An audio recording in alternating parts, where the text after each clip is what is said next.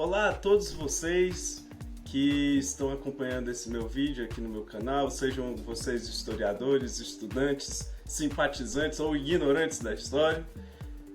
Aqui quem fala é o professor Elias Cruz e hoje estaremos começando uma nova fase nesse canal esse que eu nem posso dizer que é profissional. E para iniciarmos esse novo modelo esse que a única coisa que vai mudar é porque minha cara está aparecendo.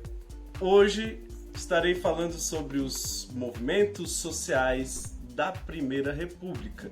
Só que irei falar somente dos movimentos sociais urbanos, tá certo? Que foram basicamente 4. Eu ia dizer 3, mas foram 4. A revolta da vacina, a revolta da chibata, o movimento operário e o movimento tenentista. Esse último movimento tenentista a gente pode colocar ele também dentro de movimentos agrários relacionados às regionalidades, mas eu vou enquadrar eles aqui dentro dos movimentos urbanos devido à sua origem, certo? Começando pelo primeiro movimento, que foi a revolta da vacina. Ela ocorreu em 1904 na região da cidade do Rio de Janeiro, nas periferias do Rio de Janeiro, muito por conta em resposta aos movimentos de modernização do Rio de Janeiro durante o mandato do presidente da República, Rodrigues Alves, que ficou no cargo de 1902 a 1906. O que aconteceu? Essa reforma urbana, ela vinha para tentar restaurar a arquitetura do Rio de Janeiro e colocá-la como uma espécie de espelho da arquitetura parisiense da época. Na época, a cidade de Paris ela era a cidade mais bem vista no mundo em termos científicos, de estrutura, de organização e tudo mais, certo? Isso no contexto ali do início do século XX. Mediante a isso, o Rodrigues Alves ele vai fazer uma série de reformas e isso vai mexer principalmente com a população mais pobre, porque ela era vista como indesejável. E naquele período existiam leis que tentavam combater a vadiagem, a pobreza. Acontece que dentro dessas reformas urbanistas também tínhamos reformas sanitaristas, que tentavam construir esgotos, reformular vielas, canais d'água, diversas medidas que tentavam trazer um pouco de sanitarismo básico. Só que isso ficava muito preso, muito mais ligado às classes mais altas, enquanto, como eu falei, as classes mais baixas elas eram colocadas para fora ou à margem das cidades para tentar esconder esta feiura, essa coisa considerada feia. E dentro dessas medidas sanitaristas nós temos as medidas de vacinação obrigatória empreendidas e desenvolvidas pelo epidemista Oswaldo Cruz, que foi um dos grandes epidemistas da história não só do Brasil, mas do mundo, por ele combater diversas doenças, como a varíola, o sarampo e a peste bubônica, certo? Que eram males principalmente da capital do Brasil. Só que o problema desse projeto de vacinação obrigatória contra essas doenças foi colocada de uma maneira muito impositiva à população, sem ter um acompanhamento de informação, de um acompanhamento para conscientização dessa população mais pobre. Então o que acontecia? Os agentes sanitaristas, quando iam aplicar as vacinas, principalmente nas periferias, eles entravam nas casas e, sem mais nem menos, vacinavam a população sem perguntar-lhes ou conscientizá-los se eles queriam realmente a vacina, se eles queriam realmente receber aquela vacina e, se não quisessem, ao invés deles conscientizar, meu filho, a vacina aqui é boa e tal, ela funciona assim, parará, parará, parará.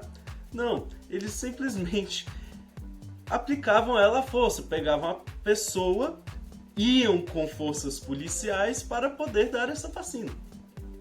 E isso gerou uma série de revoltas pelo Rio de Janeiro, que culminou em uma semana de formação de barricadas pela população mais pobre, tentando impedir que esses sanitaristas entrassem dentro, das vielas e periferias da cidade do Rio de Janeiro na época. Ela aconteceu devido aos maus tratos empreendidos aos marinheiros de baixa patente do Exército Brasileiro. Acontece que esses maus tratos, esses castigos, eles começaram a ficar muito comuns dentro da Marinha, e isso aconteceu quase todo dia, o que começou a crescer um sentimento de revolta, um sentimento de raiva, de ódio desses marinheiros com os seus senhores. O estopim para que a revolta acontecesse foi quando o marinheiro Marcelino, que era de baixa patente de um dos encouraçados que ficavam às margens dos mares da praia do Rio de Janeiro, ele foi envolvido em uma briga com um cabo da marinha. Acontece que o cara ele foi culpado por essa briga e ele levou uma pena de 250 chibatadas na frente de todos os marinheiros dos encouraçados. Acontece que isso serviu como a principal justificativa para que os marinheiros sequestrassem os encouraçados brasileiros, fizessem manobras com esses encouraçados e apontassem os canhões deles para explodirem a cidade do Rio de Janeiro. Olha que coisa linda, que coisa maravilhosa. O grande líder desta revolta foi o marinheiro gaúcho João Cândido, conhecido como Almirante Negro. É assim que se fala? É. E que fez uma série de reivindicações, convocou reuniões, principalmente com o presidente da República na época, que era o Hermes da Fonseca. E a população do Rio de Janeiro ficou atônita, pois a qualquer momento a cidade poderia ser bombardeada se caso os pedidos dos marinheiros não fossem atendidos. A oposição da época, lembrem-se que estamos vivendo no período da política do café com leite, essa política oligárquica que sempre manejava ali para ter um presidente ou da oligarquia paulista ou da oligarquia mineira. Mas, após os marinheiros eles desistirem da revolta e voltarem aos seus postos, muitos deles foram perseguidos e foram presos, mesmo com essa anistia. Com uma canetada, eles podem fazer o que quiser. Outro movimento urbano desse momento de revoltas, de movimentos sociais dentro da Primeira República, foi o movimento operário. O movimento operário brasileiro ele nasce muito abraçado com as ideias anarquistas europeias. Ideias estas que queriam uma maior igualdade aos trabalhadores de salário, maiores direitos dentro das regulamentações estatais. E, aliás, regulamentação é algo muito complicado de você dizer nesse tempo, porque realmente não havia nenhum regulamento de trabalho ou lei organizatória de como deveria ser estabelecido os trabalhos dentro do Brasil. E luta por direitos, direitos a maiores salários, salários compatíveis com o trabalho, salários que fossem justos tanto para homens quanto para mulheres, direitos de férias, de maior tempo de descansos, finais de semana e tudo mais. Dentro desse movimento operário, nós temos como grande evento da Primeira República de luta operária a Greve Geral de Julho de 1917, que começou principalmente nas regiões do sul do Brasil, sul e sudeste brasileiro, e que se espalharam por algumas cidades que estavam com a sua indústria desenvolvendo ao redor do Brasil, certo? Ela culminou principalmente com conflitos, com diversas greves que fizeram com que muitas daquelas propostas que eram, e muito do que acontecia entre os operários, coisas ruins que aconteciam entre os operários, fossem expostas para a população comum e principalmente as populações médias urbanas brasileiras. Muito como resultado desses movimentos operários, nós também temos a criação do Partido Comunista do Brasil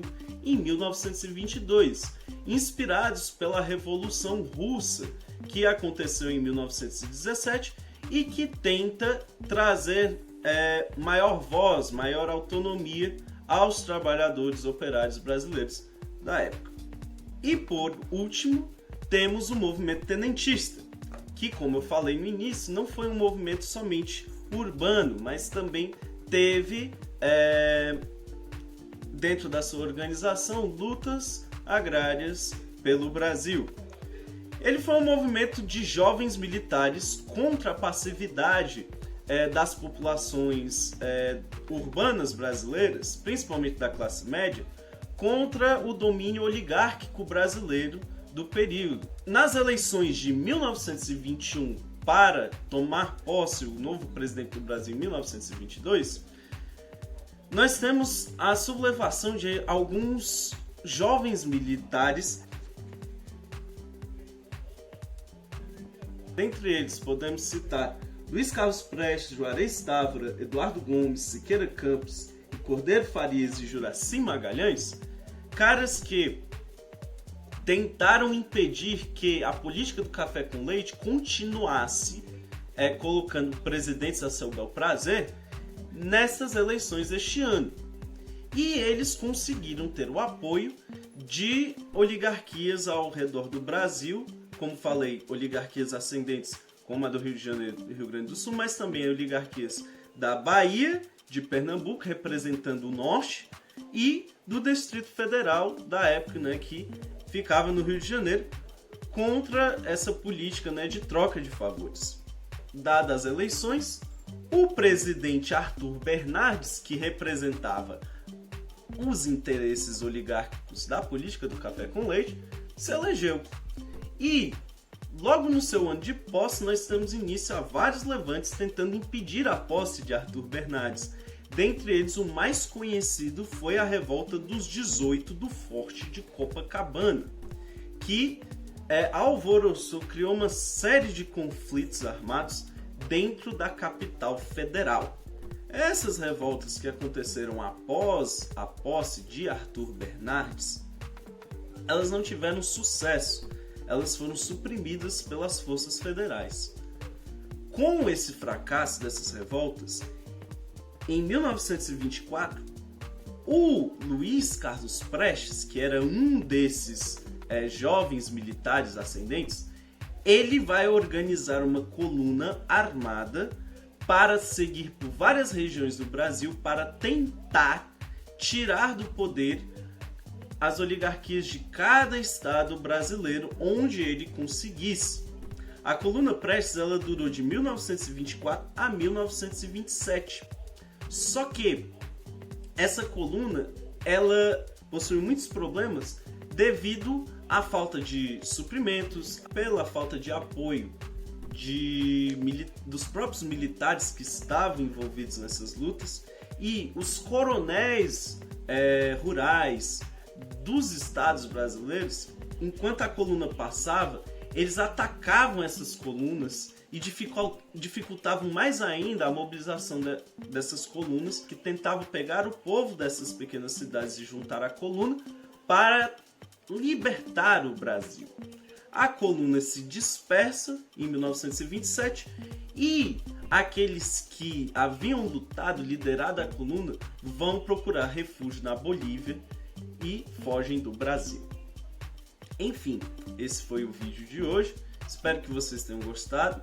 Deixe aí seus comentários com sugestões, se vocês gostaram do vídeo, gostaram do tema, quais temáticas vocês gostariam que eu abordasse aqui para vocês e ajudasse cada um de vocês, porque essa é a minha intenção, ajudar vocês nesse período remoto, tanto alunos como professores, ou você mesmo que só gosta de história, quer saber um pouco mais sobre algum assunto.